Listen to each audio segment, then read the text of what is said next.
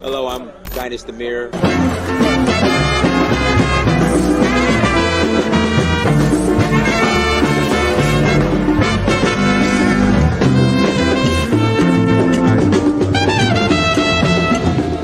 So I reached out to another friend of mine. I said, look, I need to go on vacation somewhere. Where should I go? He said, go to Africa. And not only am I going to go, I'm going to explore a new country. So I went to Tanzania, South Africa, Namibia, Mali, Senegal, Morocco, Liberia, Namibia, Kenya, the Voodoo Festival in Ouida,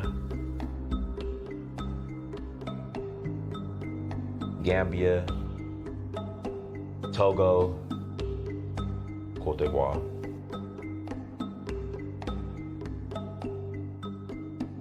Sierra Leone, Ghana, Nigeria.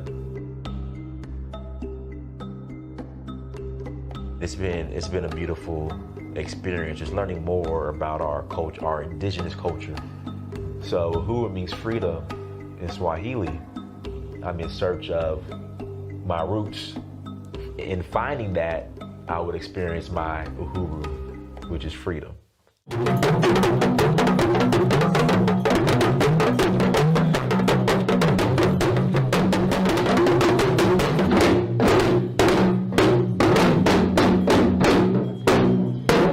Till next time, Dynast Amir, I'm out.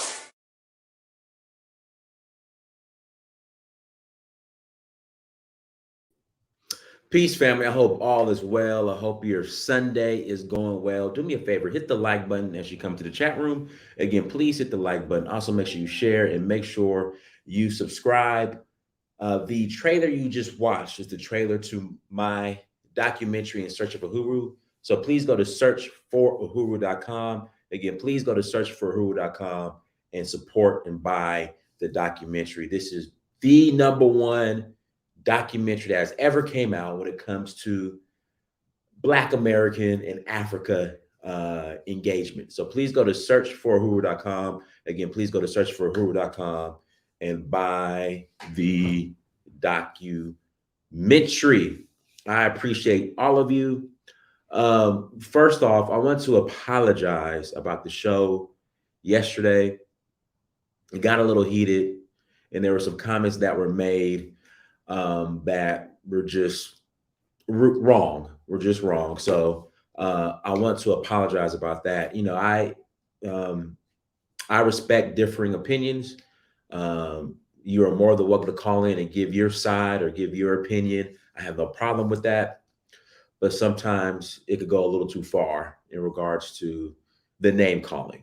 So I went a little over the edge yesterday. And so people who watched the show yesterday, I want to apologize about that. Before we get into today's topic, got a couple of announcements. Announcement number one. Well, I already gave you announcement number one. You got to go buy the documentary. Announcement number two. Okay, we'll get into that, Emmanuel. Listen, we're going to get into the topic. We will get into the topic here shortly. Take XH000. I can't remember. Okay, y'all be having a lot going on with these usernames.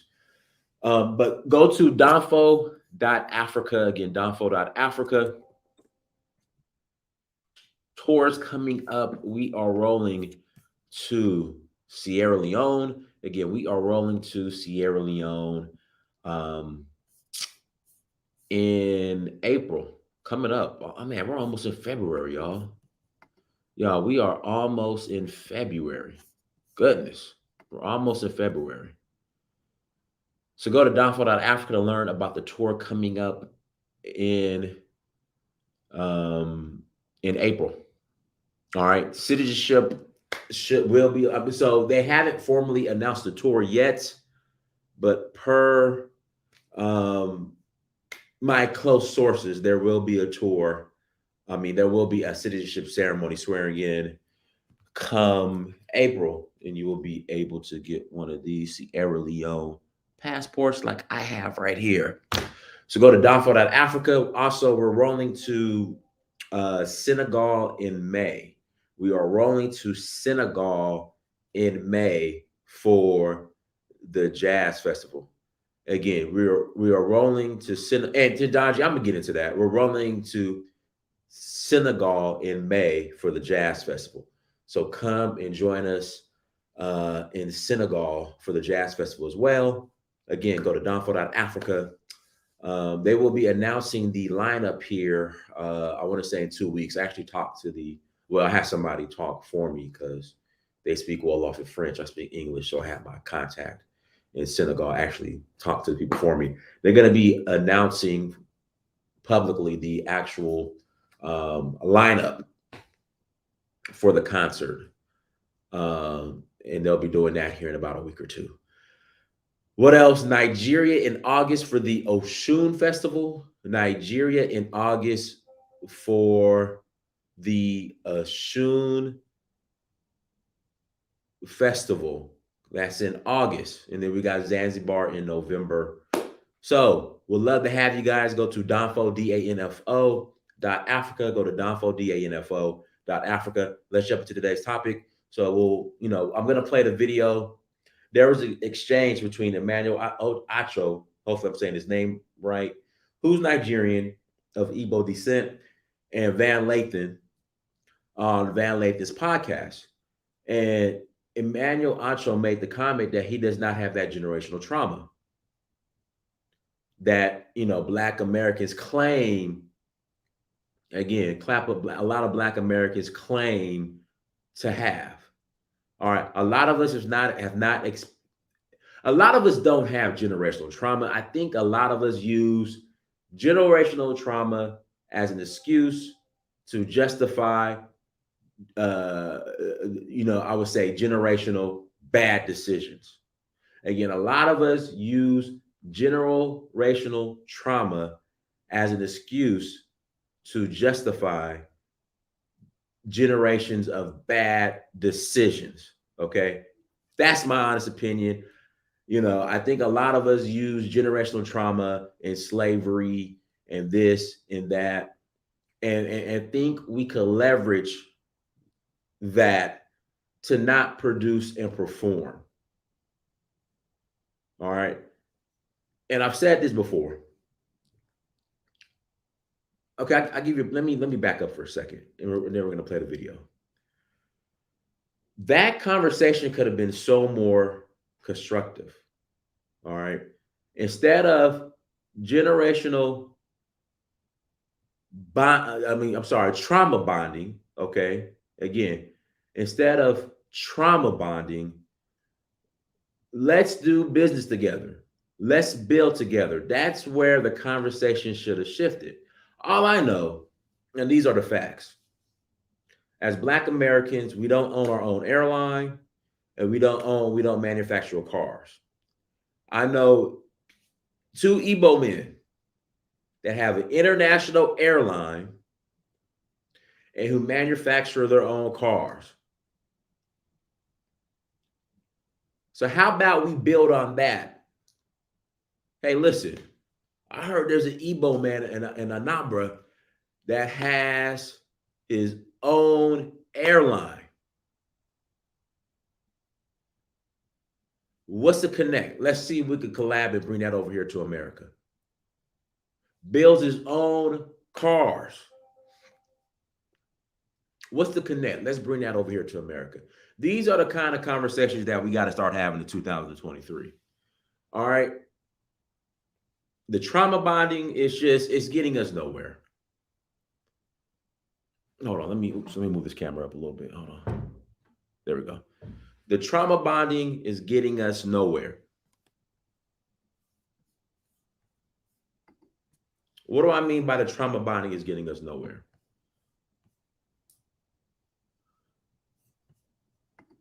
When I go to Africa, this is what's going on now.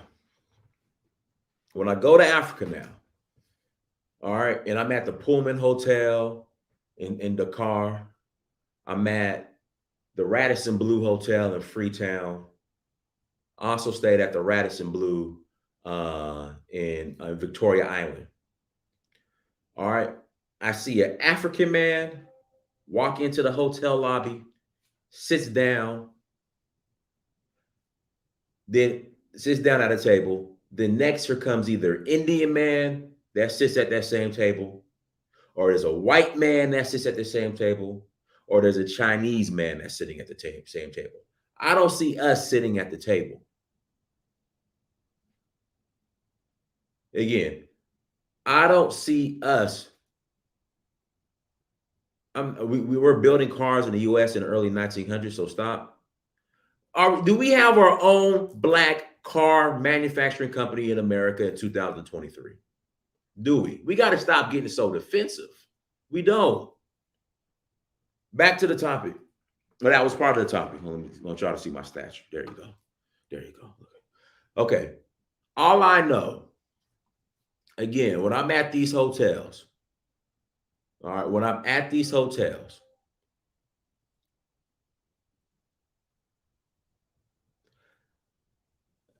and I'm seeing these African businessmen walk into these hotels, into the lobby, again, when I see them walk into the hotel lobby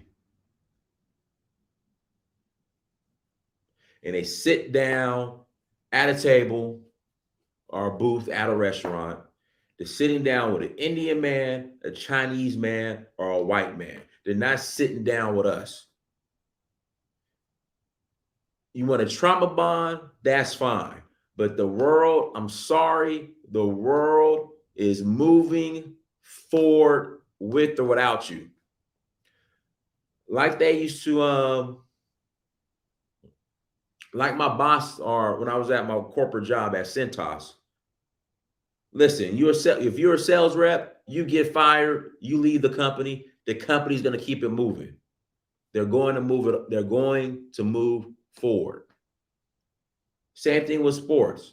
All right, you get hurt, you get kicked off the team, you get cut. They're not going to cancel practice. They're not going to shut the team down. They're going to move forward.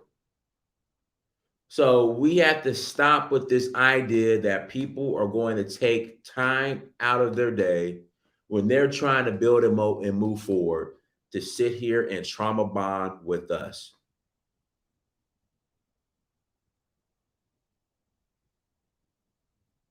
We got to move forward. I'm sorry. I'm not expecting any other group of people who come here that want to build with me to trauma bond with me. In fact, I'm not even bringing up any trauma. All of my relationships, with my African family, it was never centered around trauma bonding. Yes, they know I'm a Black American. They know the story of slavery. Some don't. But I didn't have to constantly remind them. Again, I didn't have to constantly remind them that, my ancestors was taken on slave ships and brought to America and sold. And we were slaves and sharecroppers. And we just had it hard in America and struggled and segregation. And we was beat and water hosed and civil rights. And we made it possible for y'all to come here to America. I ain't got time for that, right? I don't. And it's not productive. Now, as we talk and build a relationship, it'll come up once every blue moon. But I don't need them to trauma bond with me. If Emmanuel Acho says he does not experience generational trauma, that's his experience, and I'm not expecting him, and I'm not going to force him to experience the generational trauma that so-called Black Americans go through. In which part of that, in my honest opinion, is self-inflicted. So I don't need to constantly bring that up. But let's watch this video.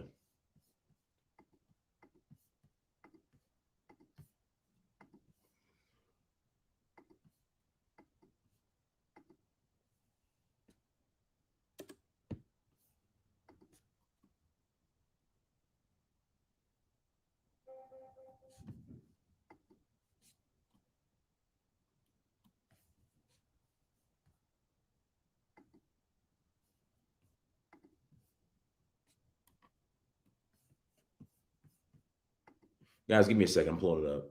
Do me a favor, hit the like button again, please. Hit the like button as you come to the chat room. Thank you.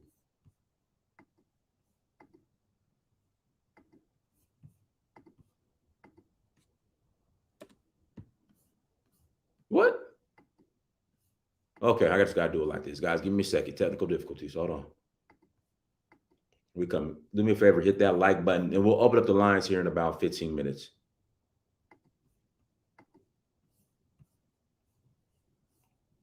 Oh, wrong one. Wrong one. Wrong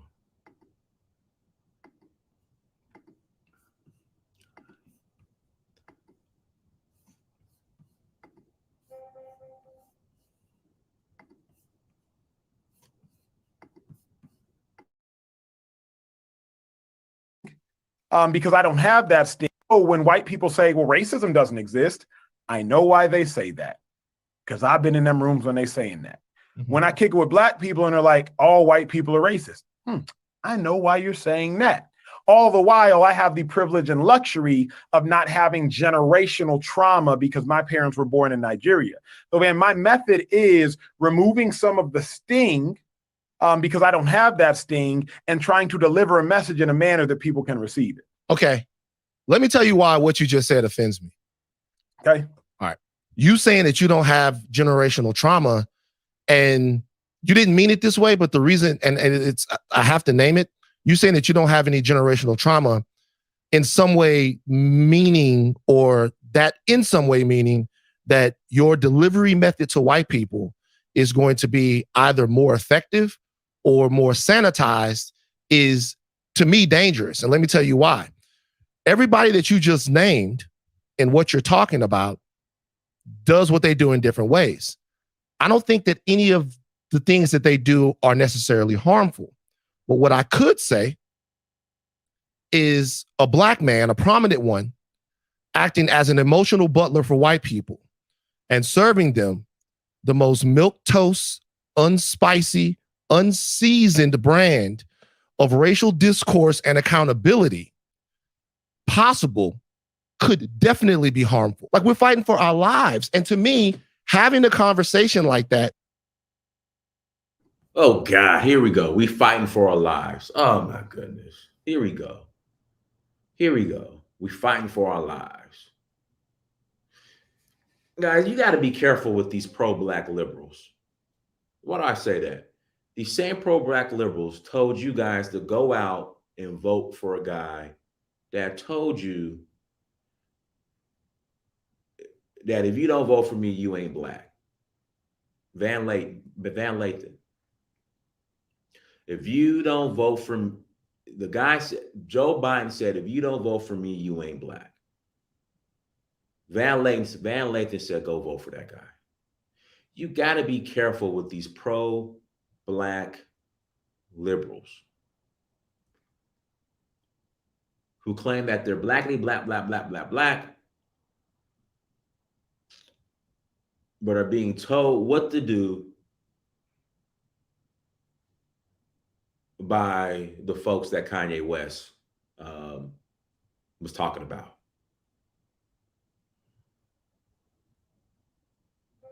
Yeah, Van Lathan was at TMZ for years until he got fired. Let's talk about TMZ. TMZ, which aired the business of black folks. TMZ, which weaponized the personal business of black folks against them. That's who he worked for years. And it isn't as if he left. It isn't as if he left TMZ on his own. He got fired.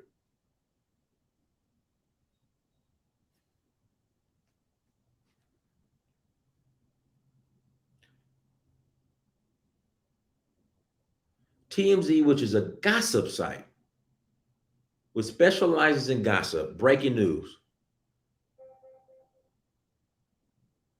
and did nothing productive and did not move the needle forward for Black people. This is who he worked for years before he got fired. And you want to come after Emmanuel Acho? They aren't pro-Black at all. They're pro-victim. There we go. And he proved that point. He proved Brandon's point when he said, we are fighting for our lives. Again, he wants you to, it's all about trauma bonding. These folks want you to trauma bond with them.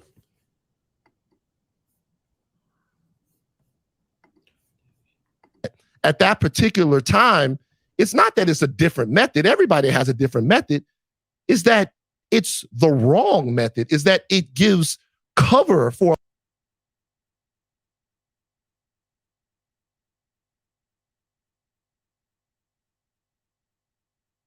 And listen, I don't have any problems with the brother Van Lathan. I don't know him.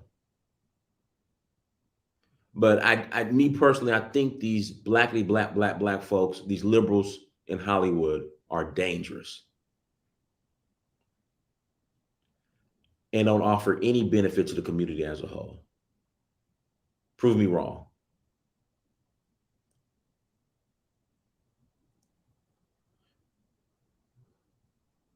Because the only reason why they're so-called black and are allowed to speak on certain Black issues because their handlers allow them to.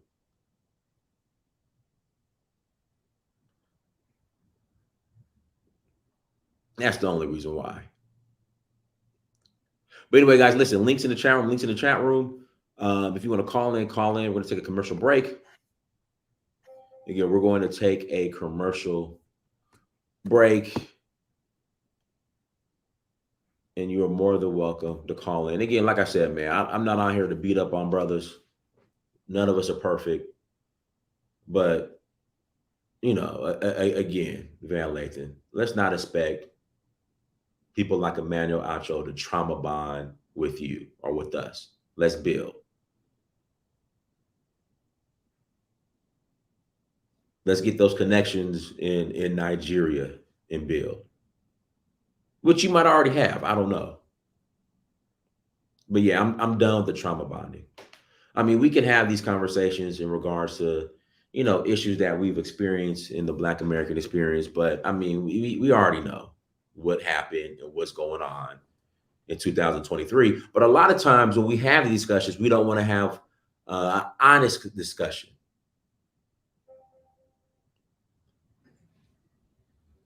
Again, a lot of times when we start talking about the trauma, we don't want to have an honest discussion. I think that's the problem. And that's the problem I have with people like Van Lathan. Let's have an honest discussion and a balanced one. Okay. And I think sometimes we fail at that. Myself, in fact, myself included. And I need to do a better job at that. So nothing against the brother Van Lathan.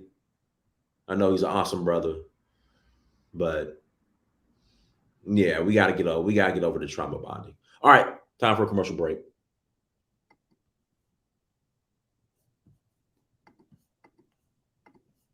Learn the ins and outs of IT and launch your IT career in just a matter of weeks with the help of Lifting the Veil IT Academy. I took Lifting the Veil Academy with some. Took a while, but I'm here. I made it. I'm now an SSRS developer.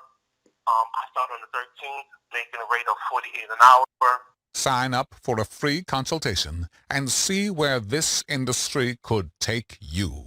To learn more, go to www.ltvacademy.com. That's www.ltvacademy.com. Alexis here, coming to you with an awesome sale of 25% off when you use promo code UHURU25 at alexisfowler.com. I provide services like digital art, logo designs, packaging designs, web designs, social media flyers, and much more. If you're an entrepreneur with a business or a startup company, make sure you take advantage of this opportunity, getting 25% off when you use promo code UHURU25 at alexisfowler.com. At the Okoli Law Group, we specialize in producing justice. If you or a loved one in the Atlanta metro area is facing serious criminal charges, then you need serious legal representation. The Okoli Law Group is here for you. The Okoli Law Group is here for us. The Okoli Law Group, serious legal representation. All right, go ahead, Alan. Yeah, I thought it was interesting what was happening because I thought I saw two people kind of talking past each other. I don't think they were even talking about the same thing. I think Acho was literally talking about passed on generational trauma that he's telling him that he did not have. And so he did not have the baggage. Whereas I felt that Van Lathan was kind of saying that, was talking more of about a brotherhood that Black people should have. And so he wasn't speaking it or talking about it from a scientific standpoint, the way that Acho was. So I think I saw two people talking about the same thing, but kind of talking past each other. Okay, that's a different perspective. Yeah, I don't think they were on the same page at all. But you know, the demand that Lathan had for him to actually feel something that his foreparents did not really experience, because nobody really had the same generational trauma that African Americans had. Then it's just kind of ridiculous. Actually, it's not something that he'd experienced. He should understand that. But because we have the one drop rule in America, he's of the opinion that all Black people should be in solidarity with each other at all times, and so now he's trying to enforce that on somebody that it doesn't apply to. Well, the argument was, since it's Igbos went through the Biafran War, and so they should have some type of form. They should have some form or type of trauma. Yes, but you're talking about a singular event where we're talking about generations of training and slave breaking and the trauma of slavery. That scientifically has been proven to be encoded in people's DNA. But again, he needs. I think people need to have a more of a understanding of the history and understand that not everybody has had the same experiences just because you're Black. Right.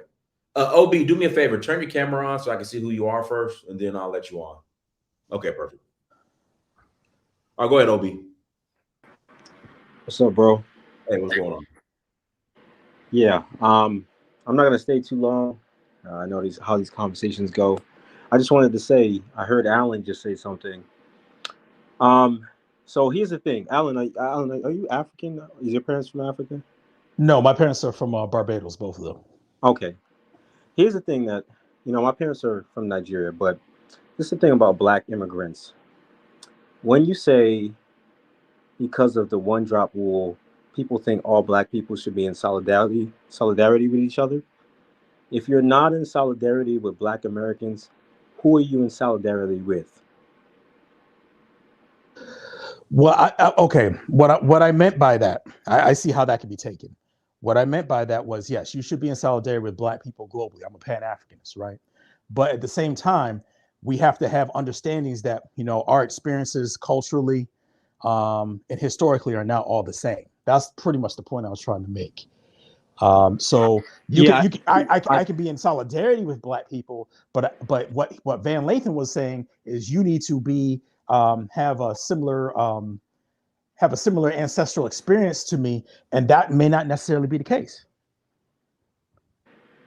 Yeah, so I didn't listen to the full conversation of those two guys, but what I think I hear people on the opposing side say is, I think a lot of Black immigrants, they say, oh, we don't have the same experience as Black Americans, and therefore they feel that they can be impartial to white people. It's never that Black immigrants are being like intellectually honest about the history.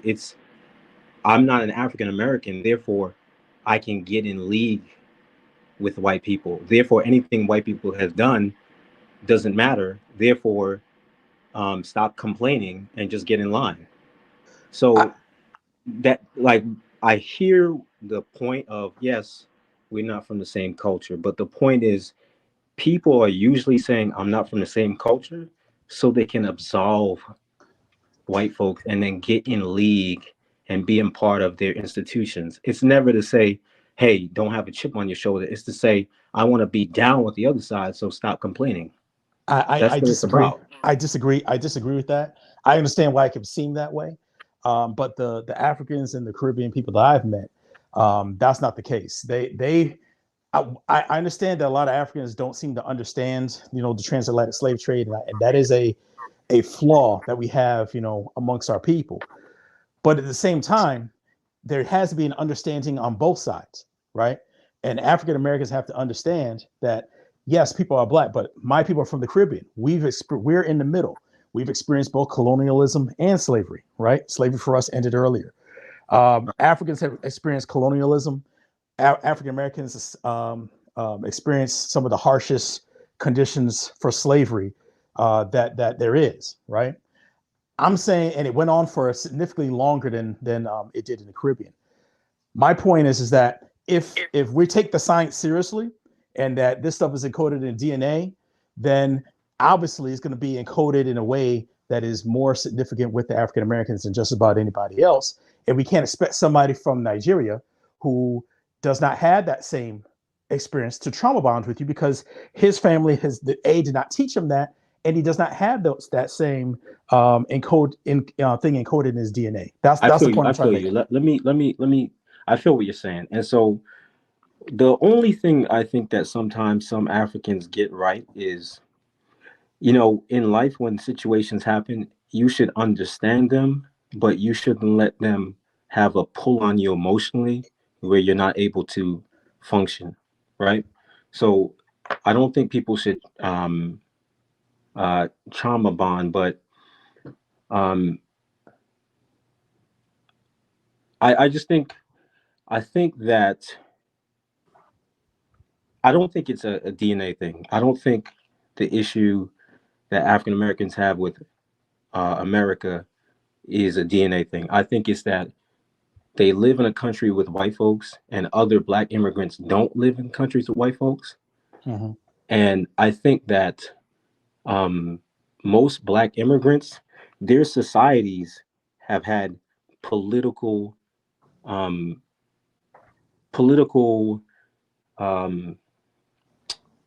for the right word. They have a political stance on Europe that is not as critical as the stance that African Americans have towards America. And so people from these societies think, oh, I just don't feel anything towards Europe. You don't feel anything because your society was set up not to feel anything. Yeah, but Obi, you got to understand the average Black American doesn't have this stance that you're talking about. That's true. They don't. That's true. And so that's true. That's very true. But I just think it's people come to this country, and my family came to this country, and then they say things and they give off the air that they're being impartial. They just don't know where in history they were given a political stance that says there's nothing wrong with Europe and America. And then they want to bash African Americans, at least the politically outspoken ones, as if they don't themselves already have a wrong political stance. I get that. Nigeria, listen, Nigerians will come here and they'll say, you guys who just have a chip on your shoulder, you're just angry, you don't work, you're lazy, not knowing none of the history. And the reason why Africans will say this is because they're in Nigeria saying, I want to be in America because they have money. All right, that's understandable. And peace to everybody. What it comes down to at the end of the day is, having common sense is like over historization, and this is the generational trauma that's was talked about, and which some people, many, especially the outspoken political commentators you're talking about, have a victim mentality, right? And then you have a brother on the other side who understands far less history and is looking at things from a little bit more of a logical perspective. Not saying they've seen it 100% correctly, because without the context of history, you're not going to see everything, 100% accurately. But we have to understand that this is really a strength. I was just on another brother channel talking about this. This is a strength that we have, because on one side, we know that balance is key. On one side, we got many of our people here in America. It's a fact that we have a victim mentality because of all of this, because of all of it. The whole context of being black in America and understanding the history, right? And so, like James Baldwin said, to be black and aware in America is to be enraged all the time. And we can take out enrage and input just emotional in general. So having this conversation, Van Lathan completely missed. I agree with you, Alan. He completely didn't even respond to what this brother was really saying, right? And instead of seeing an opportunity to, like I say, I think it's a strength. On one hand, we got brothers and sisters on the continent. They don't have this. They view things from, like the other brother just said, America, Europe. They're not that bad. So in effect, they see a lot of our brothers and sisters, especially the ones who make it out and have success, see themselves as just equal to everybody. Everybody's just equal, right? And many of us, probably not us on this panel, but many of our people, we have a subconscious inferiority complex. We're walking around talking about white supremacy. We blame everything on white supremacy. Black cops kill a black man. We call that white supremacy. And so, we have to understand that we can use that as a strength. If we can come together, where we have the historical context, our brothers and sisters are moving into the world, just full force straight ahead, thinking that, nothing's going to hold me back. Nothing can hold me back. You know what I'm saying? So that's how I look at it. I think Van Lathan, he was triggered when he heard what the brother said. He got triggered and he went off on some BS that it had nothing to do with nothing. Correct. He went on, and I'm not going to say it has nothing to do with anything. He has a legitimate, right to feel that way. My point is that he wasn't, but like you said, he wasn't even addressing what Acho was trying to say, because Acho, it didn't even come to his mind that he could be talking about solidarity per se, but he was, in his mind, he was talking about the genetic, trauma that's passed on from generation to generation. And he was simply saying that I don't have that. But he has a different set of trauma, but it's not as bad as what African Americans went through. I think that we can be Pan-Africanists, we can be together, but we have to acknowledge some of the differences. And this is what makes the one drop rule so dangerous, because now it makes it so that everybody has to be one big thing instead of acknowledging the differences, so that we can actually come together. I agree with that, but I guess what I'm just saying generally is that,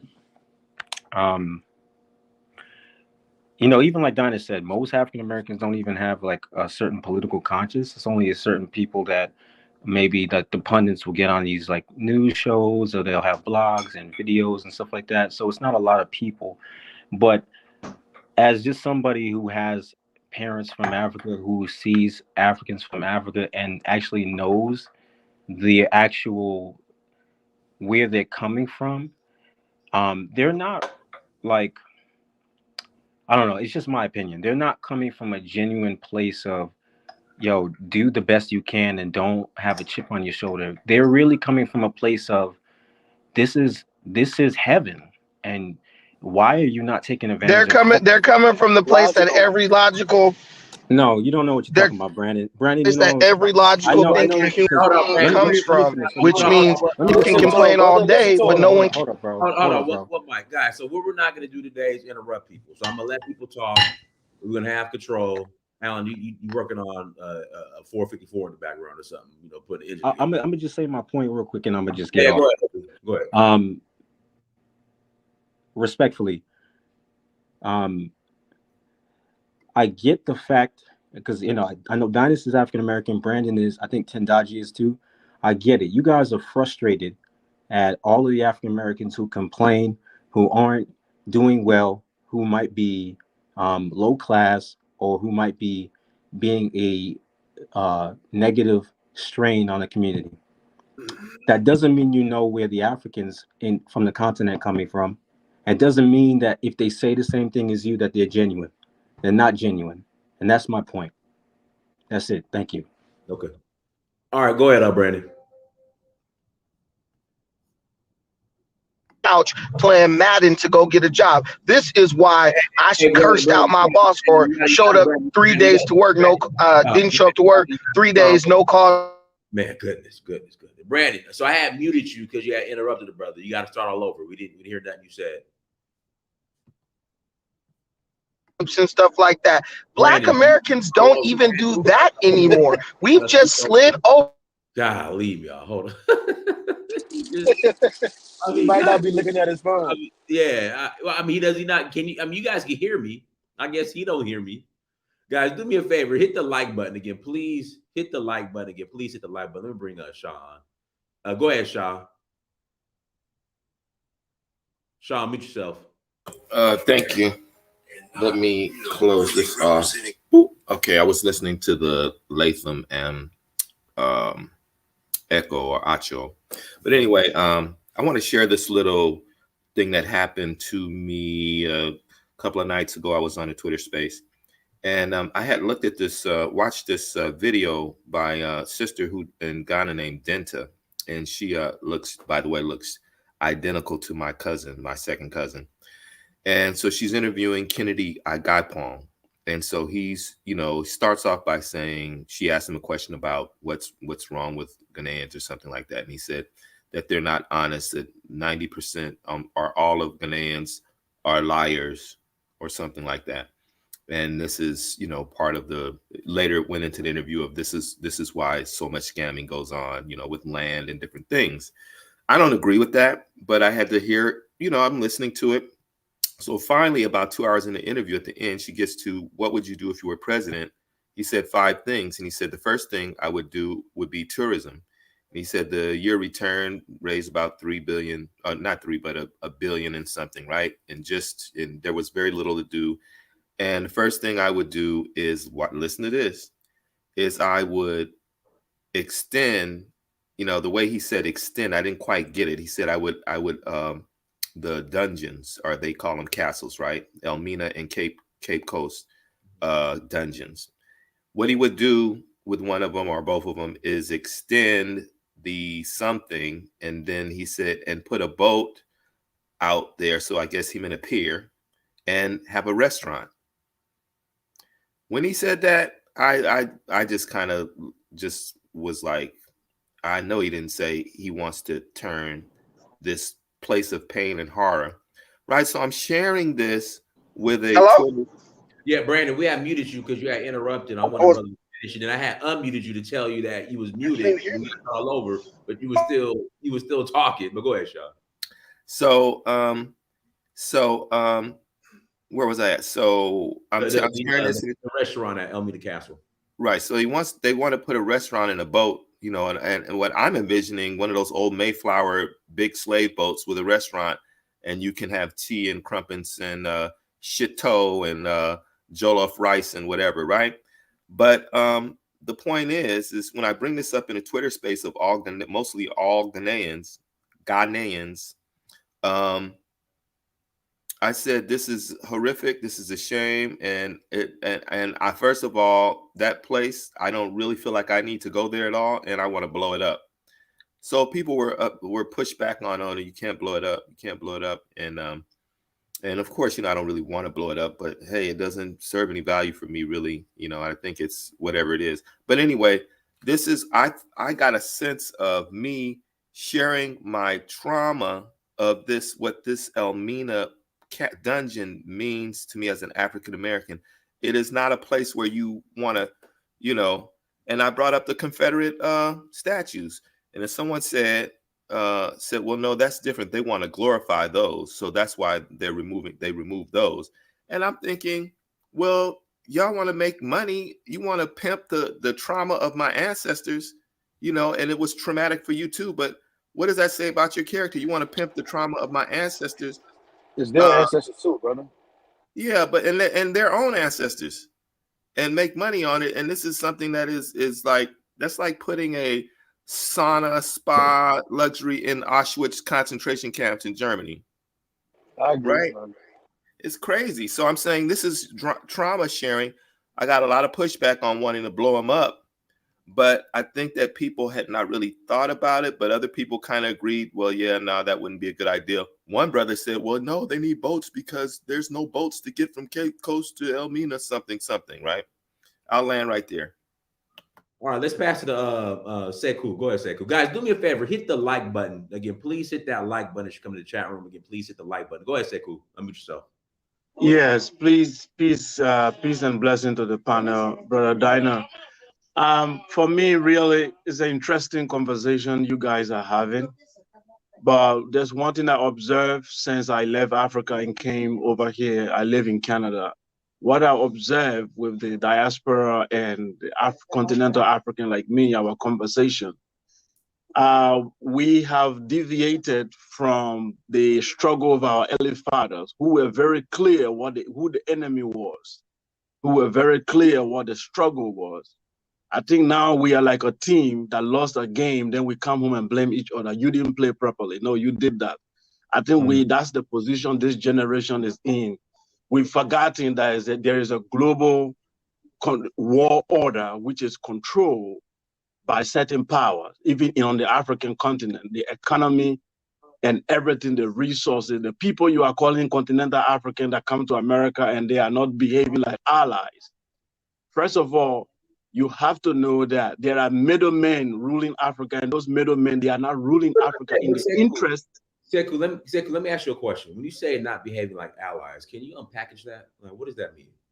Yeah, so you were talking about we sharing the trauma bond. I was saying that we were supposed to be allies. For us that come from the continent, if we were educated properly, like for me, I found out so many truths about the struggle in Black America on YouTube. Our education, there is no place. I went to school from primary education to the secondary where they give you a proper understanding of what happened to the Black American in America. The African continent is silent in the especially as far as the education is concerned. Not to interrupt you, I'm sorry. The average African American has no clue about the history. Neither do they care.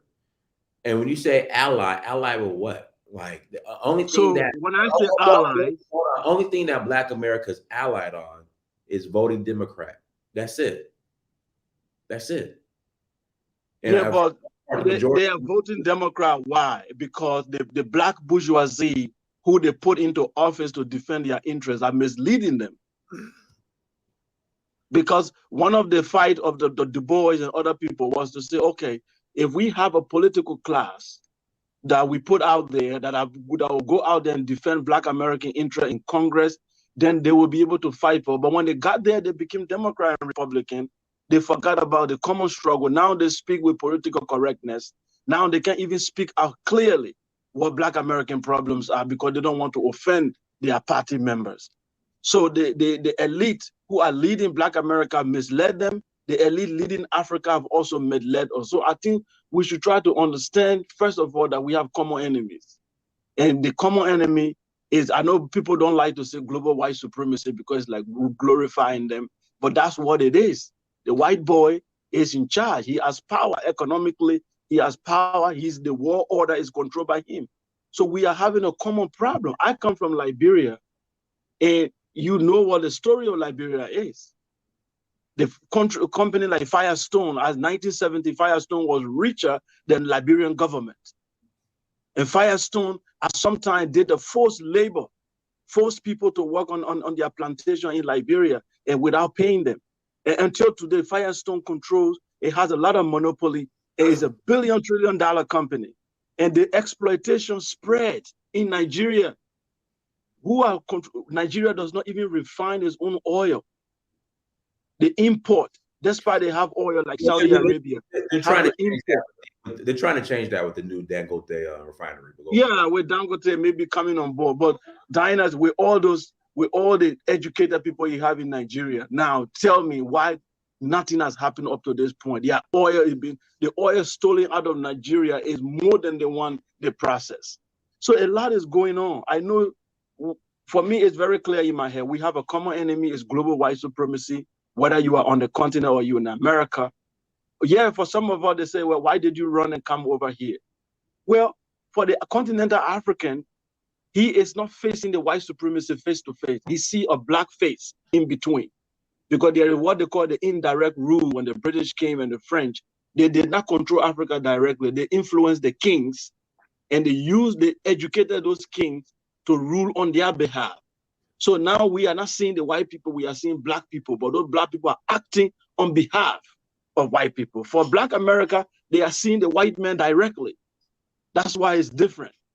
So we on the continent are naive, and you in America also do not have a proper strategy on how to go about it. So for me, Pan-Africanism is the one that needs to redefine itself in the 21st century to give a direction. At this point, it seems that we don't have a direction. Sekou, I was going to say, and this is really to all Black immigrants who come to America. All right, you're not going to ally with Black America as a collective. I would seek out like-minded Black Americans, and that's who you. We have to ally. We have to be allies. But dude, we're not on the same page as a collective. You have to find certain individuals or groups who are on the same page as you and ally with them. But you're not going to have this kumbaya moment with all of Black America. No, I'm not saying all of them, but I'm saying at least some who have a little bit of Pan-African education. You should understand that we have, like, for example, when Thomas Sankara visited the U.S., where did he go? He went to Harlem. And he said, this is my Mecca. Right. Why didn't he go to to the White House and go back like modern presidents do? When Buhari came to America, did he go to Harlem? Harlem is not the Harlem of the 30s. Yeah, but now when African president, when they had a meeting recently with Joe Biden, did any of them visit any Black community and have a meeting with Black Americans? Where are you gonna go? Where? What Black community? Farrakhan is there. There are other Black leaders there. He could have a meeting with them and say, what is the struggle here? What is going on? Where do Africans stand as allies? We don't have any real Black American leaders. We don't. There is a need the conversation need to come back. It seems that we are losing. The conversation now is changing. And if we don't bring it, African leaders, sometimes it's like, apart from Ghana president, I think many African leaders, they are not even disconnected with what is happening, or they are trying to play deaf ears. Yeah, the leaders won't be, we're just going to have to do it on our own, bro. Connecting on our own, small business to small business, individual to individual. Some people have nonprofit. We're just going to have to do it ourselves. So, why didn't they meet with the Black Caucus? The Black Caucus? What? Well, as backwards as they may be, that's still something. No, I mean, because the Black Caucus, once the meeting gets started, hey, what do you like? What are your thoughts on boys who identify with women going into the sharing the same restroom space as women? That's where that's gonna devolve. Come on, Dynast. That's where that's gonna devolve into. We all know it. Wow. But another thing too is that we know. I would say this, and I'm saying this from my own little view, right? Is that I think African Americans know more about the history of slavery than Africans on the continent. Even if it's the basics that we were taken from Africa and we were enslaved and we went through chattel slavery and that's it. There are Africans that don't even know that. Sean, I agree, but what's that got to do with 2023? Well, I mean, there's a sister in 2022 who said in Uganda, and this young brother who said this directly to me, not to me, but on text through Instagram or whatever, the exact same thing. If it weren't for Europeans, we would be still in the dark ages. There's a sister that Black to Africa interviewed from Uganda, and she said the exact same thing. Where are they getting that? Let's see here. Mr. Darku, go ahead. Yeah, Dennis. I just wanted to ask a question real quick. When on your trips to Africa and to the different countries that you go, when you meet let's say like an American white person or a European person there, is your interaction with them different than it is with the Africans that meet them? If you ever meet, you know what, it was, but now, you know, when I meet them, I greet them. Yeah, but I'm saying, but before, when you went there, like the energy that you gave them was completely different than the energy that the Africans gave them, correct? Like when you meet them, talk to them, stuff like that. When you meet them and they look in your eyes, they know they can't treat you. Oh, I see what you're saying. I see what you're saying. Yeah, exactly. Right. Correct. Exactly. And that's the difference. You know, the difference with the whole conversation of Van Lathan and Ocho is that when a white person looks in Ocho's eyes, they know what they can do. When they look in Van Lathan's eyes, they know where the line is with Lathan, and they know what the line is with Ocho. And that's not true. And that's not true.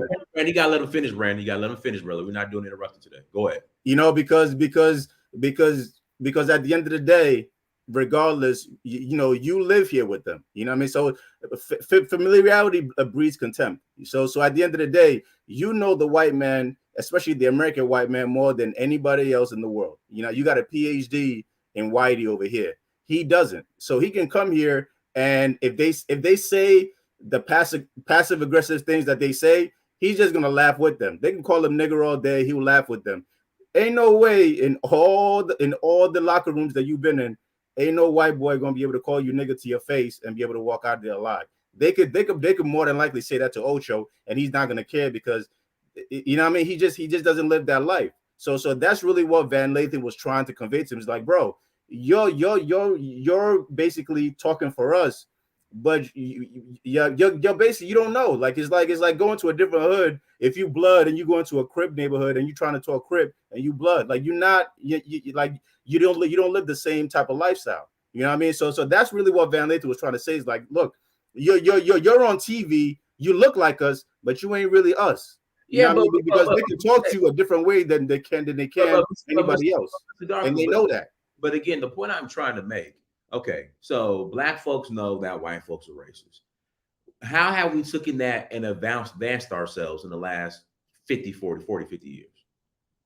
But at the end of the day, there's a difference between Ocho having an entire show where he's getting paid to basically talk your history or talk like you. It's like, look, if they want the real, they can hire Dynast. They can hire Brandon. You know what I'm saying? They can hire somebody that's been here, that has the history, that's from the culture. It's like you going to Nigeria and trying to talk about the Biafra War when at the end of the day, you might be a citizen, you might have the passport, but at the end of the day, your family members didn't fight in the Biafra War. Right. So you going on TV in Nigeria and try to talk and give your opinion on the Biafra War and the intercultural situation that's going on in Nigeria, you won't be qualified to do that. Yeah, but Mr. You know what I mean? No matter how much you pick up Nigeria, you're not qualified. Rocker, where you from? Mr. Who, me? Yeah. No, my family's from Ghana. Okay, but Mr. Darker, this is the problem. At the end of the day, all right, who makes a decision on who talks about what? White people, the white man. Yeah, but Ocho has the decision. He can say, "Look, I'm not African American, so therefore I'm going to bow out." He listen. Okay, Mr. Darker, if I apply for a job that the folks that Kanye West says they're offering. Listen, if Emmanuel Acho, being a citizen of the United States of America, has a right to apply for that job, and if he gets hired, he gets hired. Okay, but Dynast, if you were to apply to a job to talk about the Jewish Holocaust and then try to purport yourself as a Jew, that's never going to happen. You know that. That's never going to happen. They're not going to allow you to be able to go out there and talk about their struggle and what they've been through with Germany and just blatantly just be talking whatever, you know what I'm saying, when you're not part of the culture, you're not part of the blood. So we need to get power. We need to get power. We need to go to white man. Hold on. I'm going to pass it to Brandon. But Mr. Stark, you're still missing the point. And that's the point I was trying to make at the beginning of the show. At the end of the day, all of these pro-black liberals still answer to white folks. That's at the end of the day, they still answer to white people. They still work for white people. So they have no say on who does what. If the white entertainment media, when it comes to entertainment and media, their stations, their broadcast stations, they want to hire a Nigerian to speak on our issues. That's up to them. And that's the point I'm trying to make. That's why all of this, you know, the white man this, the white man that, you still work for them. And you still get a expected check to be cut from them. You're still crying about Oscars so white. You're still crying about how the entertainment industry is so white and racist. So that's why all this blackity black talk is just null and void when it comes to the entertainment and media industry. You're still crying about how the folks that Kanye West talk about screwed you on your record deal and gave you a 360 deal. So they don't control that. They don't control the narrative, and they choose not to control it. All right, go ahead, Brandon. Hold on, go ahead, Brandon. Brandon, you gotta mute yourself. Oh, let me unmute. Go ahead, Brandon. Hold on.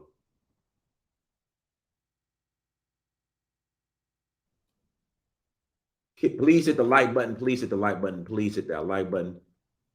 Okay, I guess it's muted. So go ahead, T. Go ahead, T. Yeah, well, what I don't understand is why would Africans want to trauma bond with FBA? Because then Africans have to ask themselves, so you are leaving Africa, where you're around your people, to come to a country ran by white people, but then you are complaining about white supremacy. That makes zero sense. This is why when Africans come over here, they get their money. And if anything, FBA needs to be allying with Africans on the economic factor and how Africans work together to build powerful economic structures to where their families can, you know, survive, and they don't have these issues in their community where they're dealing with baby mama, baby daddy problems. That's what should be happening. But I think Africans will do African Americans a disservice coming over here talking about white supremacy. That doesn't help black people. In fact, there's industries in America where white people and nefarious black people make money off of black trauma. You think that what's that guy? I forget his name. He's a lawyer, but every time a black man dies by the police, he's always out there. Yeah, man, that dude is making millions, man. These people are profiting off of man. They can't wait. They're like, yes, I'm about to get paid. This Negro sat there and died. You think Black Lives Matter ain't saying the same thing? And these white liberals, come on, man. This when you even see the white media talk about white supremacy, we got to question, what is this about? It's to keep us focused on them so we could never be equal to them in terms of economic power. So it's just crazy to me that Africans will come over here talking about white supremacy when when you came over here you wasn't thinking about no damn white man or no damn slavery. You coming over here to make a better life for yourself. So it's just ridiculous to then come to the native black folks talking about white supremacy, oppression, and slavery. Well, FBAs don't like black immigrants anyway. And the last time I checked, the whole sentiment, although it's changed since a year ago. However, the Caribbeans, Black Caribbeans, South Americans, continental Africans, they have a problem with black immigrants, and less so talking points about Ukrainians and other folks, other immigrants. There really is no pushback on that. It's really, and this is a divisive thing. So to just come out saying you're FBA and understanding what FBA that has splintered and fractioned into freedmen and Negroes and secure the tribe and all these other things, it is a lot of vitriol that has kind of calmed down. However, it in itself is divisive.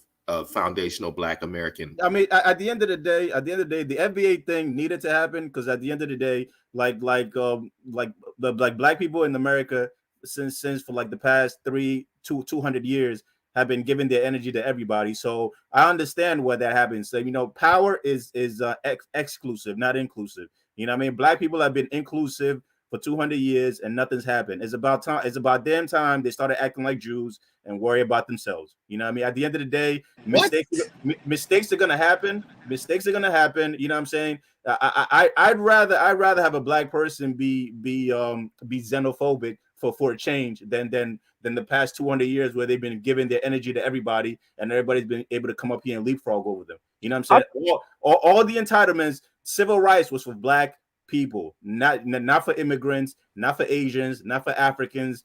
You know what I'm saying? They fought for everybody to get up here, and everybody's been over them. FBA, we don't see what you're saying. You don't. You know what I'm saying? Like, all I'm saying is No. I get what he's saying, and he's absolutely right. It's about time that FBA people worry about themselves. Absolutely I'm right. not worried. I'm not worried about an FBA person being racist or xenophobic. Niggas ain't got the heart for that. If they had the heart, the way that other groups had, that they would have been taking over this country before. You know what I'm saying? At the end of the day, you know what I'm saying? Black people just got too much heart. So you know what?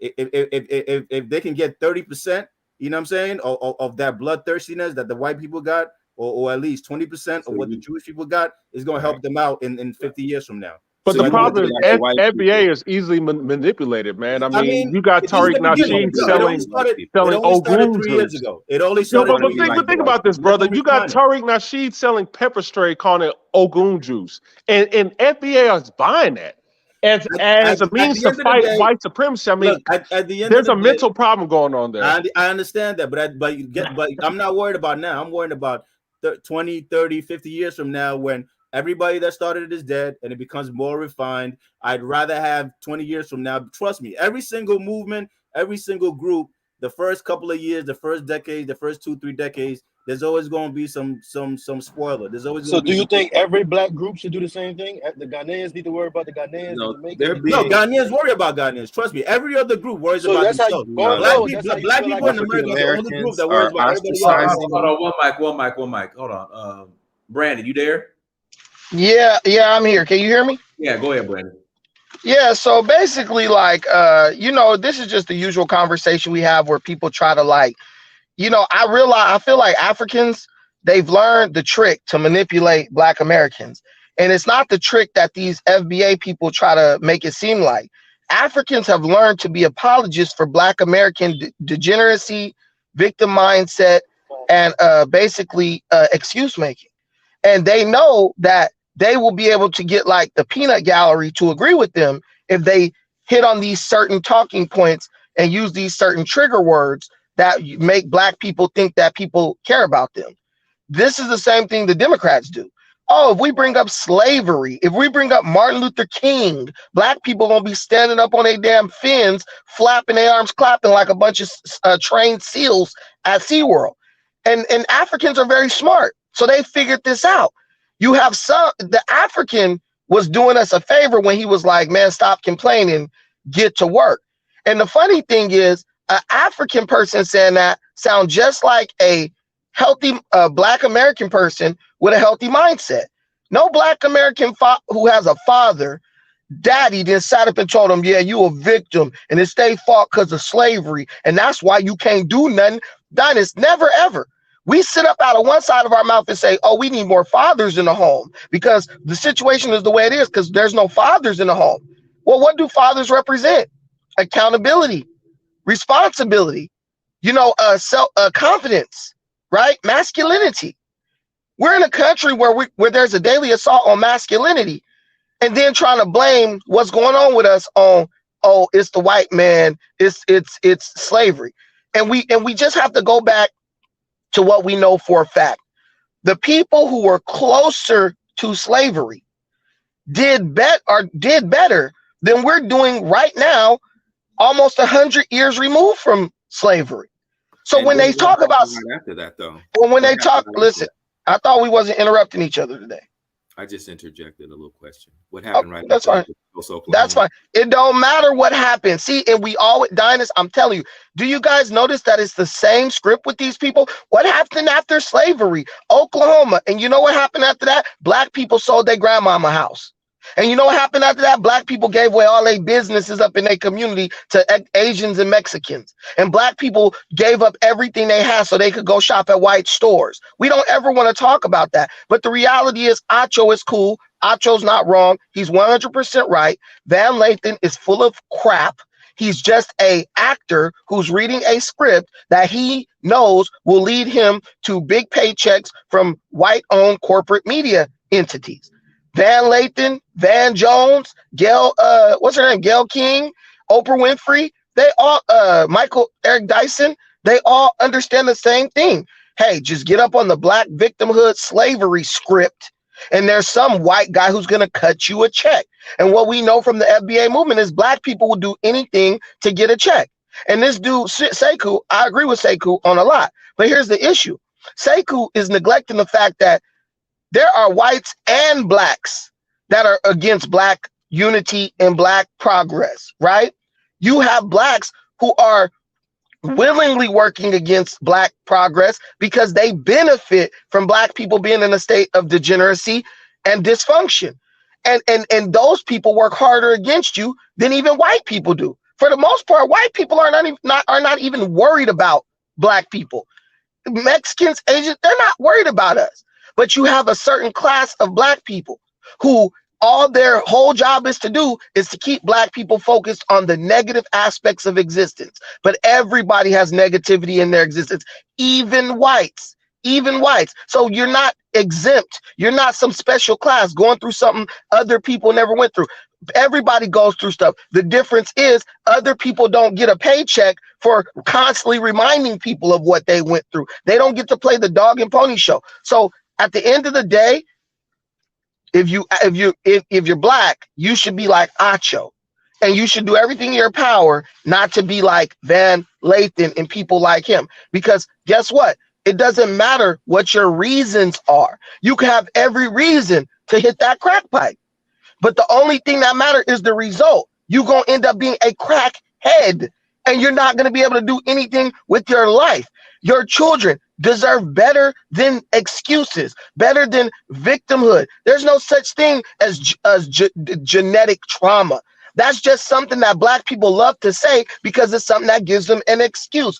Your kids get trauma from you feeding them trauma narrative. Just like there's no such thing as genetic disabilities. Your kids inherit their bad health from the food that you prepare for them, that your mother prepared for you. It's not the genetic illness that's passed down, it's the bad diet that's passed down. And we already know this stuff, but we love to pontificate on BS and excuses, and we need to stop. But isn't there a balance though? Isn't there a balance? Like, I get what you're saying. You're saying that there is no balance if we're always saying why we're in a situation that we are, and we make excuses, and I get that part. But when you present a position of we making excuses and we do it, and it may be true, if you don't bring a balance with that, saying, the other side of that, and that's thinking in dialectics, right? When I go in front of Arisha and I say, and I got a problem, the first thing that comes into my mind is, where am I at in a problem involving other people or even myself? So let me ask you a question. Let me ask you a question. Are you saying that a black person in 2023 has a harder path than a black person in 1845? I'm saying that's just a simple question. It's not that complicated. Shot. Let him answer. Brandon, let him answer. So I cannot answer that yes or no, but I can say this, that in some ways, yes, it's harder, and in some ways, that'll be a no. That'll be a no, sir. He's not going to answer. So, and here's how it's harder, though. It's harder because when we came out of slavery, we had a different type of culture and mentality than we do today. And I think that when you said, why did we sell grandmother's house? Why do we do all these things? That didn't happen right after Tulsa, Oklahoma. That happened after we started getting college educations, after we started to be miseducated by these folks. And who pushed you to go to college? Who pushed you to go to college? The white man or your fellow blacks talking about go to get an education so you can work for a good company? Your mom and your dad wanted you to get an education because they didn't have no money to leave you. They didn't have a house to leave you. And they said, look, I ain't got no inheritance for you. But if you get an education, you can get a good job. We have more houses then. We have more houses then than we do now. Back in those days, 1 in 3 black people owned a house, brother. I agree with you totally. And I'm saying that didn't happen right after slavery. We didn't sell all our houses and our little mom pa stores right after Tulsa, Oklahoma was gone. We sold that shit happened in the damn 70s. Let me answer it for you before I get off. But Brandon, let me finish your statement, Brandon. I'm trying to hear the brother. Go, Shah, are you done with your statement? Yeah, I'm done. Oh, go ahead. Let me answer it real quick before I hop off, Dennis. The reality is we were convinced that the root of all happiness for black people was being able to be in close proximity to white people and whiteness. That's what happened. White people didn't do that to you. They actually segregated themselves from you because they didn't want to be near you. But you fought like hell to get access to their spaces. And once you did, you started. And you know what happened when you fought like hell? Like Dynas, you play college football, right? And everybody in college want to be in the NFL. You know what happened when you get in the NFL? You get in that real league with that real competition where people getting paid to do this. So you're not going to be able to get the guy just because he's having a bad day or just because, hey, look, man, I ain't getting paid for this stuff. I don't care. I'm trying to go to the club tonight. So guess what? Competition gets stiffer. So what you'll realize is those dudes pray every night to get to the NFL. Then, Dynas, they get to the NFL and they see that real competition. And what they start thinking, Dynas, what they start thinking? Man, it's real. Shit got real. So when you left your little safe little pond of blackness and got in the big ocean of European white supremacy, shit got real and you couldn't handle it. That's the reality. We couldn't handle it. And now we're trying to play victim so that people could feel sorry for us when we should have stayed in our safe little pool of our little chocolate pool of blackness. But we want to be near these white folks. Now we near them. Now we got to step up. You know what an elder told me last night? Brandon, she said she was 75 years old, right? You're younger than me, Brandon. She's 75 years. She's the generation above me.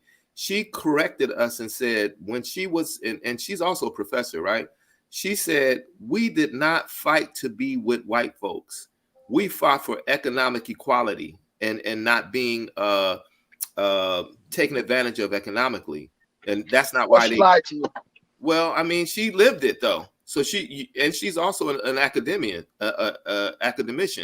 So I'm saying I'm listening to her. I would listen to her more so, and I've heard other elders say that too. Then I would listen to you because you weren't there. But Bashar, you have to remember that there were different levels to Black Americans. There was the Tal of the 10th. There was the Boule, there was the different. So the different denominations were like even though there was seemingly moving towards that civil rights situation, everybody had their own agenda. You know what I'm saying? Like those that were in the Boule and the different alphabet clubs, they wanted to be included with the white people so they can go to the white establishments and stuff like that. And then there were the militant people that wanted just the economic inclusion, and then there were those that really didn't want to. So it wasn't unified is what I'm trying to say. And the difference is that at the end of the day, the civil rights, they had to do it that way. You know what I'm saying? They couldn't be separate because the way the world was moving, you know what I'm saying? They had to integrate. Otherwise, like they just wouldn't have survived. You know what I'm saying? Because unlike the Chinese, unlike the other subgroups, they all have a nation that they can rely on. The reason why like the Chinese areas or little China, there's a little China in every single state or city, is because they get support from the Chinese government. And that's what people don't understand. The Chinese government supports all these little Chinese towns, and they've been supporting them all the way back to like the early 1900s. So every single group, they have a nation to be able to fall back on, that able to support them if they get into any type of hard times. And because they have a nation, the white supremacy structure can't attack them as easily as they can with Black Americans. Black Americans is the only group whereby we're like renegades. We don't have a flag. We don't have a nation. We're not protected. We're really seen as like refugees. We have a culture though. We have a tribe. No. You have a culture, but what I'm trying to say is that like when it's based on international law and nationhood, the American government can really do with you whatever it wants to do because you're a stateless people. You know what I'm saying? And that's the look. Listen, and I'll tell you, bro, you are doing FBA people wrong, bro. No. You have us focusing on white people too much. You don't know anything, bro. We were working together as a collective before integration. We were staying in our neighborhoods. Fathers was raising their kids. We were building businesses with each other. When we integrated, that's when we separated because we were too reliable on white people. So to tell FBA people that it was good that y'all fought for integration, when we're still arguing about racism. You think Black people will be more intellectual especially political, if we weren't relying on Democrats, and this was largely due to integration, we would be independent, looking out for each other. What you're saying is straight up bogus, brother. That does not help Black people at all.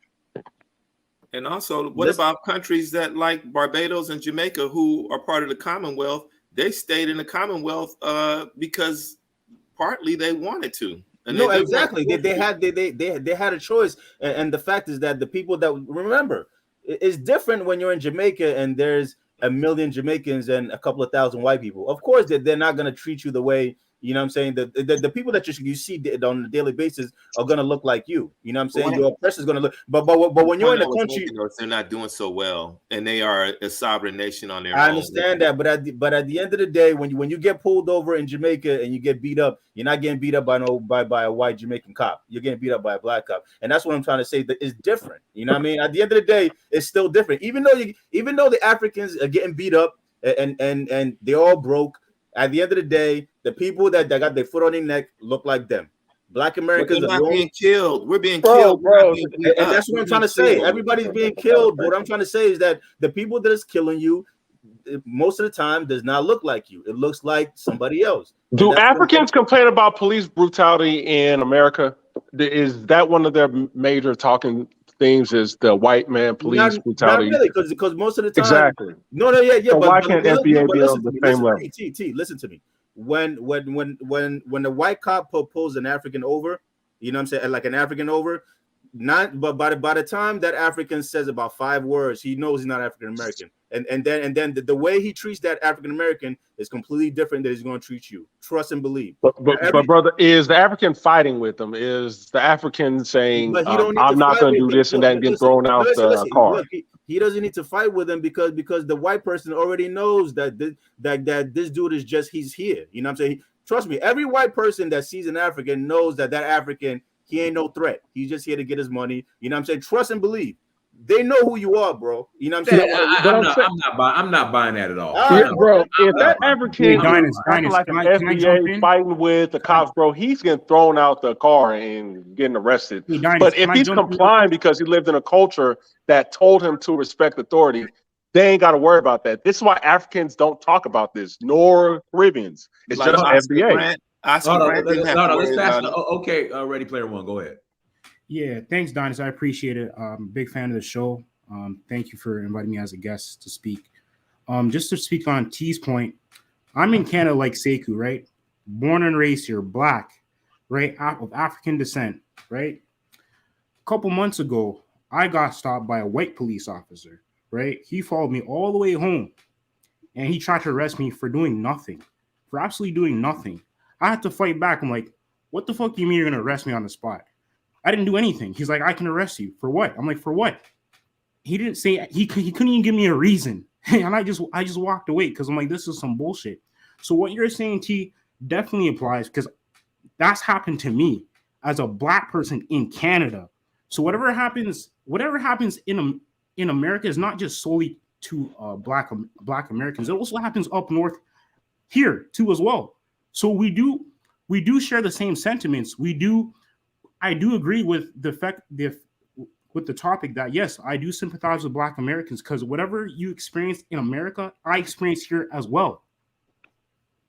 I just don't hear the African collective talking about it, like because that's not like a talking point to them. It's not, you know, like it's never going to be a talking point because at the end of the day, every immigrant that's here is here. It's like this, man. It's like this. Every immigrant that's here is basically like Tony Montana and Scarface.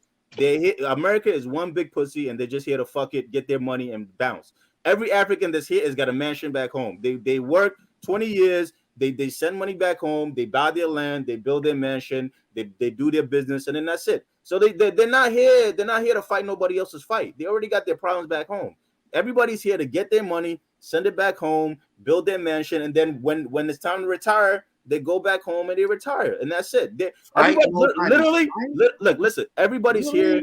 Every immigrant that's here is here until they get their Social Security checks. That's going to give them like $2,000, $2,500 a month, so that they can go back home and live lovely. Trust me. And they're I know not a lot going of back them. home to live lovely because they're complaining about shit back home. They're talking about, and the shit that's going on back home is because of outside forces. The same thing that's got I us understand under. that, but at the Wait, end of wait, the wait. day, So look, at the end of the day, it's better to complain in your own house than to complain in somebody else's house. well, And at guess the end what of the though? day, the African Americans at the Right, end of you the can day, complain. You can sit in your house in Ghana with your Social Security check or whatever your retirement check, and you got a nice mansion with a dirt road, and 10 million Congolese is dead in the Congo, and then Burkina Faso is about to go to war with France along with Mali and Guinea, and you're in your listen to fucking me, mansion and you ain't got listen to nothing me to do with carefully. it. Guess what? It's Sha, coming listen to for me carefully. you. No, it's coming for you because Sha, nobody's safe, I but we're not all understand that. safe. Now land there. Nobody here, nobody here is saying that you're wrong. But what I'm telling you is, I'm telling you this, and this is the cold, hard, honest truth. And every African that tells you that I'm lying, it tells you that it's not the truth, is a bold-faced lie. If the Europeans were to open up to open up slave trade today, trust and believe, all the Africans that are there will be selling their cousins, their friends, you know what I'm saying, their brothers and sisters right back to the white man, because all they care about is money in Africa. You know what I'm saying? Like I have 5 different uncles that's been killed by their cousins, you know, and other family members for their land, you know what I'm saying, their money and all this other stuff. And it goes on all the time in Africa. You know what I'm saying? In Africa, if most Africans, when they fly back home, they don't tell nobody. They just show up. You know, if they tell somebody, something might happen to them. That is the case. You know what I'm saying? Trust and believe. If the slave trade started this year, Africans will be right back on the beach, selling their people back to the white man. Ain't gonna help you. Right. They don't give a fuck, bro. It's all about money. You know what I'm saying? Right. African Americans are the only people in the world that's ever fought back against white supremacy, and they're the only ones. You know what I'm saying? What you gonna do about it? What y'all gonna do about it? Hey, Mr. Darkwood, let me ask you a question. If Africans were incentivized to come over here in America and to join Black people's fight against white supremacy and not focus on economics, they are super focused on white people. Do you think they will be as economically successful as today, or do you think they'll sit around and wait for the change in the white structure for them to be where they're at? They'll get deported. You know what I'm saying? Every immigrant knows that if they act up, they can easily get deported. African Americans are the only ones that can't be deported. Remember, that's the reason why. But is the goal to leave for better economics or to fight white supremacy? Because I think that's what you're missing. I don't believe Africans are coming over here. It's all about the money. For exactly. So I'm confused on why would you tell them to come over here and join up arms with African Americans? How is that going to help their cause or their family back at home if they're over here fighting white people and neglecting their economic situation? But that brings everything back to the conversation. Is that Acho, like the way Acho is running a grift? You know what I'm saying? He's Nigerian. He's running the same Nigerian grift that Nigerians been running. He sees a lick. He sees the ways for him to get some money, and he's inserting himself in a conversation that he knows damn well he's not qualified to. Yeah, but you're Nigerian.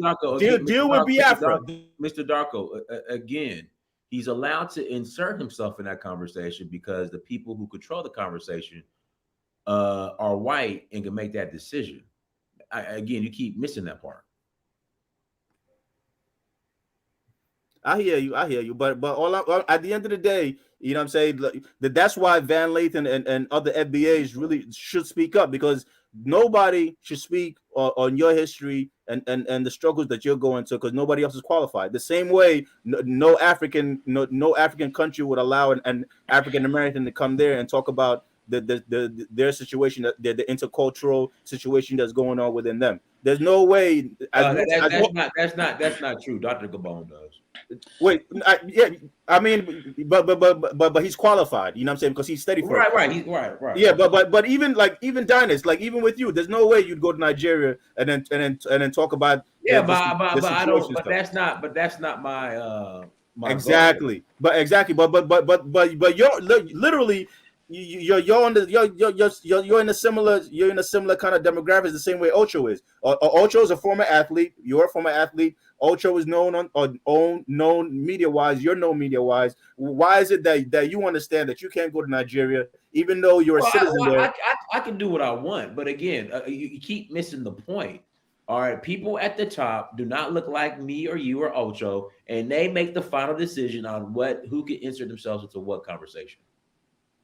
Basically, he's useful for his black face, and so they use Basically, his black face. And that's what always happens. Right. And I know people disagree with me. I know Brandon disagreed with me, but I took this completely differently. I just thought there were two people, because of the cultural differences, who were speaking past each other and weren't even talking about the same subject. Getting back to the original conversation. So those are things that we need to talk about and iron out so that we have an understanding of one another, so that we can be Pan-Africanists. So we can actually. Alan, I understand that, but what I'm trying to say is that who's that? Is that you, Sekou? Go ahead, Sekou. So sorry, Sekou. Yeah. So I just wanted to make a quick comment and ask a question. This struggle of Black Americans, and then what roles should Africans or immigrants play? I will look at South Africa as an example. During the Mandela struggle, we see that South Africa was facing the white supremacy as well. They were facing these Boers, and they find out that economically there's no way they could have competed, and say they would make their struggle an economic struggle. So they went political, and the political option worked. Why? Because they had allies. The entire African continent, Nigeria, for example, was cashing out on ANC. I mean, giving them cutting check for ANC every year. And you see countries like Mozambique and other places, Samora Michel was helping. Mandela was even having more than 2-3 African passports to allow him to go around. So eventually they achieved their objective, not because other Africans had to become South African. Because the issue here we should look at is that being allies means that we have different interests, but we also have common interests. We have our contradictions, we have our disagreement, but if there is a common interest we all want to achieve, then we can help to achieve that. So Mandela and other groups were able to do that. They had their difference with other African countries. They were not willing to open South African border, but they called other Africans and said, if you don't help us, if South Africa is captured, then Zimbabwe will be captured, then other places will be captured. So they played that game, and other Africans started giving them check, and they fought until they won. So I'm looking at the Black American struggle. Do you think it's quite different from South African, obviously, because they do not have a particular land, like you would say, okay, they have a land in America, 2, 3, 4, 5 states, which they control and they can pull back on. So if they also go economic to fight the government of the United States economically and the white supremacy, it will be difficult because all the corporations and the billionaires all controlled by these people. So what do you think should be the focus of Black American struggle in the 21st century, and how can they pool allies to make that work? I think for me, that's what is important right now. What area should the struggle focus on the struggle? Because you can go on all fronts in the war, you will lose. You have to look for a weak point in the battle. Every fighter knows that. You can't go all out on the war. You have to look for a fragile border and fight, and then you get yourself in. So where should Black Americans focus the in best their struggle? The best that Black Americans should focus on is what Dynast is doing. Is whereby, finding at least 5 to 10 West African countries that are willing to give right of abode, that are willing to give passports and citizenship, whereby African Americans that are here, that have money, that want to invest, can go back, buy land, set up businesses, create a network of infrastructure so that they can capitalize. What is the end goal? Tell me the end goal of that in Black American struggle.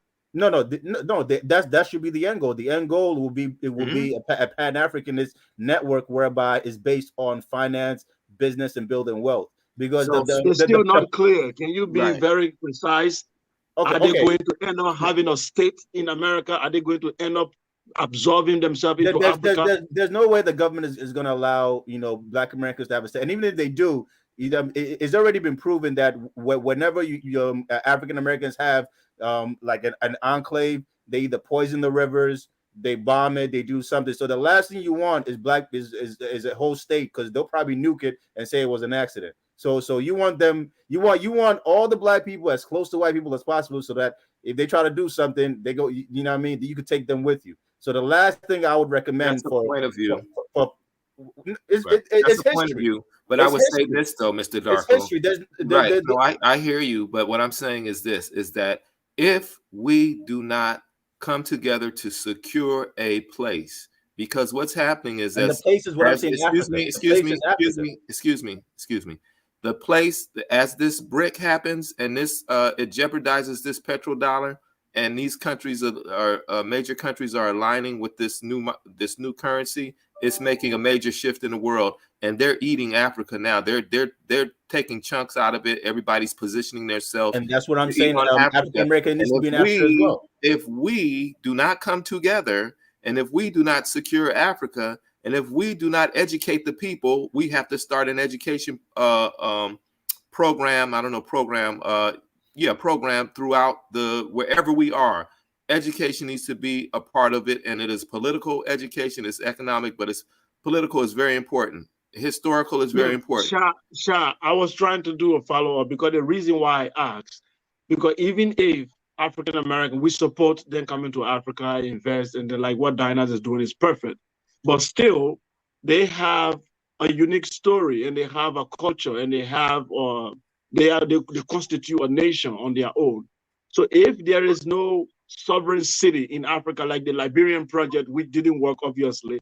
But now, if they cannot ask Ghana, for example, and say, okay, we want to build a sovereign city for Black America in Africa or somewhere where it belongs to, we identify with a particular nation, but then this city is like a sovereign city for ourselves, like the way Akon building a city where we can have industry, university, and what our children come go to school, they're American citizens, but they have a place to fall back on for holiday, for whatever.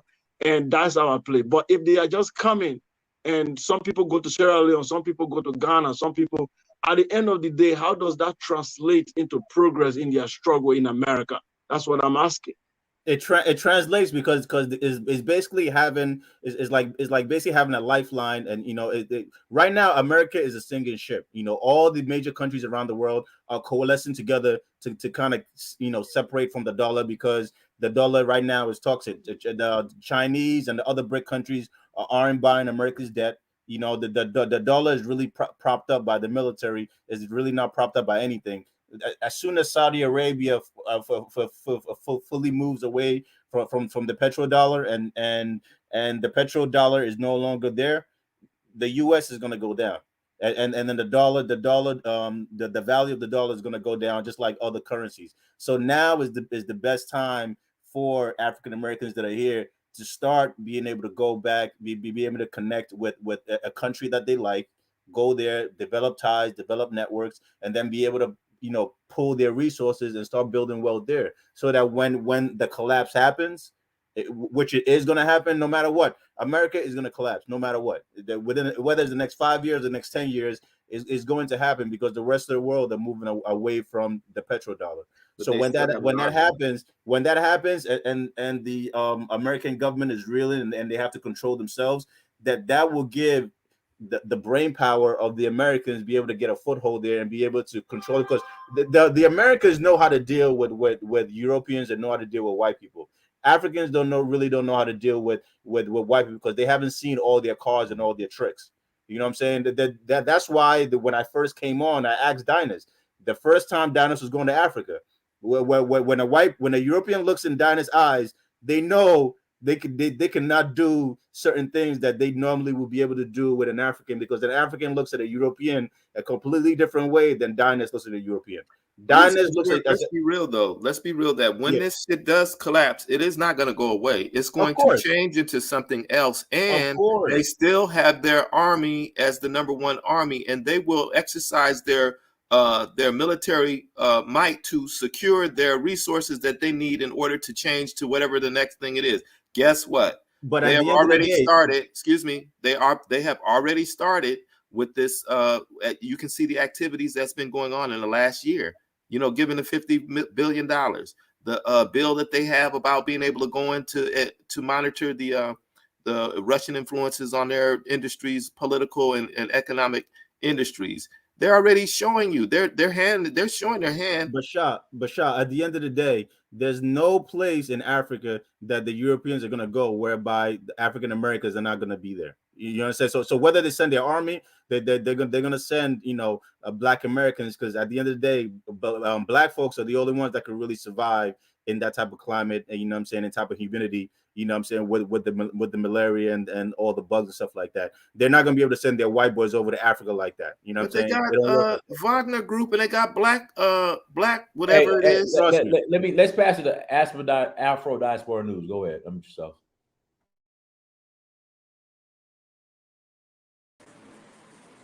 Yes, Donis, I just want to thank you for having me up. And to be honest with you, I think it's time for us as African Americans and as pro-diasporans, those of us that don't want to go to Africa, let's stop disrespecting those of us that do want to go to Africa. It's clear that since there are Africans in the United States, there must be African Americans buying real estate in Africa and opening businesses in Africa.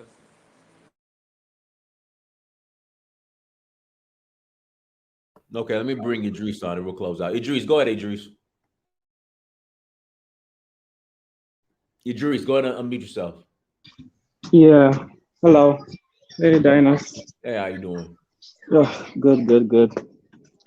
It's sometimes it's difficult when you listen and we have all these differences and I would say challenges, but I feel like we will eventually get to a point where we would bridge these differences and build an alliance. But normally with us, I feel like the solution is within us. It's really, as an African, sometimes I get the point that they are saying that we are here for money, and because to be honest, some of us, we came here and we have a lot of people we are responsible for back home and other things. But when you really think about it, we have different experiences when it comes to this situation. And sometimes your experiences is what motivates you as to your actions. So it's going to take time, but I feel like eventually we'll get to that point where everybody will align somehow. And for me, a solution is mainly us as Africans solving the problems that we have. Because as an African, I look at our countries in Africa and you begin to wonder what's happening that, after independence, everybody that's there, it's a lot of failures in Africa, politically, economically, and we have the same issues when you come here as Black people, yes, but we always tend to just see in one light that it gotta be about some other people. I don't think I'm inferior. I think I'm at par with everybody. And I feel like because of that, I can do anything within my own personal means. So for me, I feel like we have to really search within ourselves that, one, our cultures are very strong. We just need to develop those and compete. I feel like that's the point we really have to go to. I work very hard not to see the white man as a superior being. The white man does not impact me in everything I do. I believe everything within my own personal means is what's the highest limits I can achieve. Now, if I don't work hard, I don't think I can achieve. If I work hard, I think I can achieve. That's the only way I see things personally. But in the universal way of things, as a Black person, I feel like we really have to do some introspections and then build on that, like really see what our deficiencies are, and build on that. Because if we don't get to a level where we can compete, we can keep saying this for the next 500 years. We really cannot compete. You have to be strong to compete. And I feel like we are not solving those issues from within. We just continue to see this inferior being, the white person, and we cannot look past it. That's just my own personal view. Well, that's why I said when Africans come over here and they start talking to black people about white supremacy, instead of having that mindset of, we need to compete, stop putting white people above you, then maybe we'll start be more economic focused and working for each other. Because even if you look at our elected black officials in the CBC, they don't work for black people. They are working for white liberals. And then every time they get a position, they say, "Oh, I'm the first black so and so to occupy some white position." It's praise. It does nothing. And you don't even see the CBC. I mean, and maybe y'all can tell me, but does the CBC even visit Africa to work on any type of alliance with Africans and No, African Americans? Yeah, That's the problem. it did. No, everything you see that's been shown to you, if it's not from the grassroots, they're all part of the talented 10th.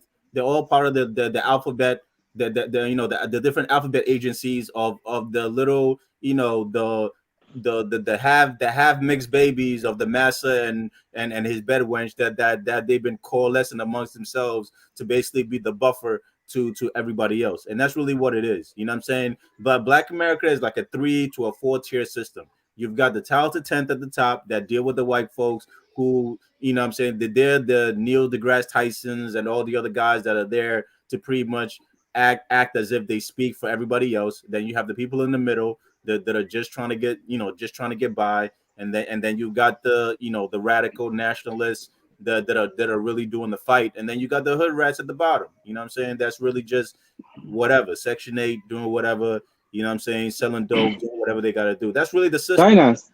You know what I'm saying? That's Dynast. really yeah, I'm here. Yeah, You see, if you really think about, you look at the Indians, you look at the Chinese, right? They come here, and most of them come as poor as an African immigrant will come. You look at the Nigerians, and